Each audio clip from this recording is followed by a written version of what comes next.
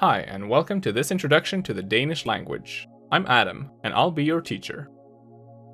Danish is spoken natively by about 5.4 million people.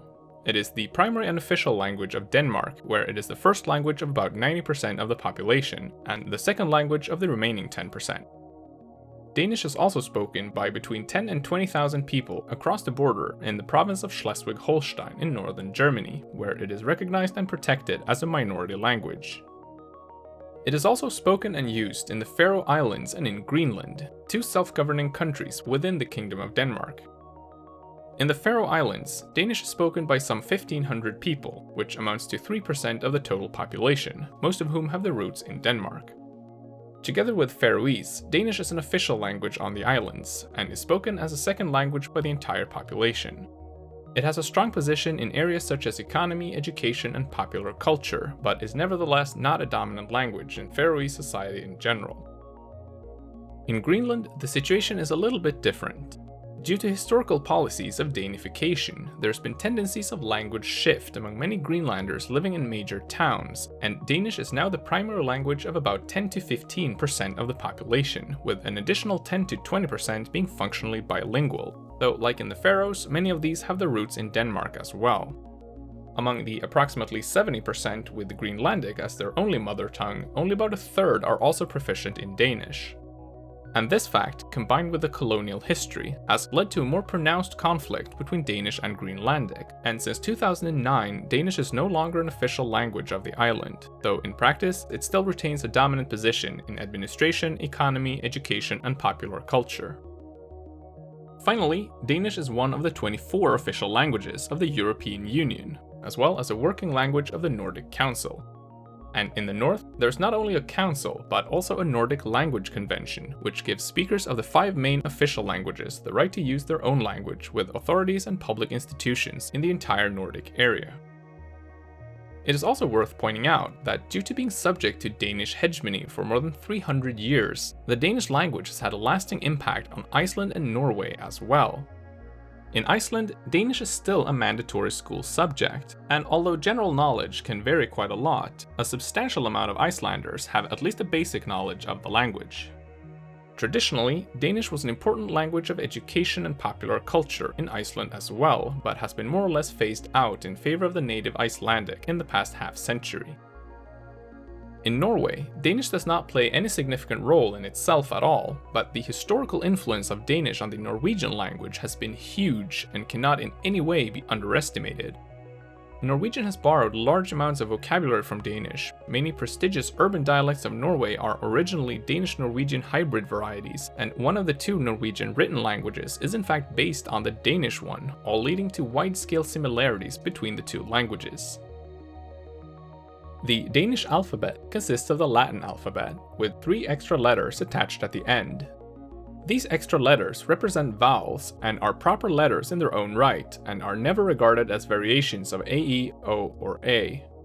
It should be noted, however, that until 1948, the combination AA was used instead of the letter O, a variety still found in many Danish names, and several cities such as Aarhus, Aalborg, and Aabenraa have in fact resisted or reversed the change altogether. As for the regular letters, C, Q, W, X, and Z are only used in loanwords and personal names. Regarding pronunciation, we can circle in on 4 important features.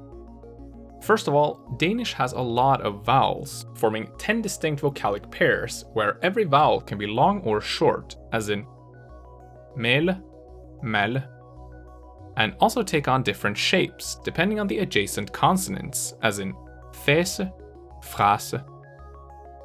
Secondly, like French and German, Danish has a uvular R pronounced with the back of the tongue, which is also vocalized following a vowel, for example in rask and mak. Thirdly, Danish often turns these consonants into approximants, which is a kind of half-vocalic sound when they follow a vowel.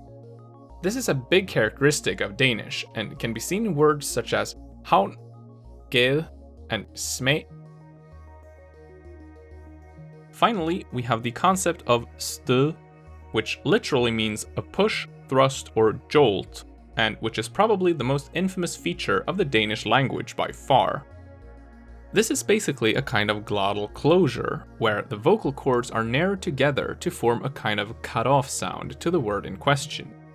It's somewhat similar to the glottal stop found in English words in casual pronunciations such as be, can, and British les. The presence of stød is phonemic and can change the meaning of a word entirely, and there are multiple pairs in Danish where stød is the only difference in pronunciation. For example, skal, skal, hænder, hænder, læser, læser. Grammar-wise, Danish has no cases, but two genders, common gender and neuter. The difference between the two genders is clearly visible in the articles of nouns, as in the indefinite words en kat and et hus, meaning a cat and a house, respectively. As for the definite article, this is in fact attached at the end of words, which is typical of Scandinavian languages. So from the two indefinite forms just mentioned, we can form the definite forms katten and huset, meaning the cat and the house. As for the verbs, there is no conjugation for person, so a verb like svømme, meaning to swim, is svømmer in the present tense, svømmede in the past tense, and har svømmet in the perfect, no matter what person is doing the swimming. This is of course unlike English, where you say for example, I swim, but he swims, and so on. Another important feature of Danish grammar, which it shares with most other Germanic languages, is the so-called V2, or verb second, word order. What this means is that in a main clause, the verb will always be in the second position, regardless of what stands in front of it.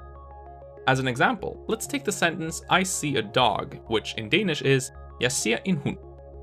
If we then add the word nu, meaning now, to expand our sentence to now I see a dog, we need to swap the verb and the subject around since the verb wants to stay in the second position, and so we get nu ser jeg en hund. This is a cornerstone of Danish syntax, and often one of the harder things to master for people learning Danish as a second language. Internally, Danish is divided into three different dialect groups: Judish, Insular, and Eastern Danish.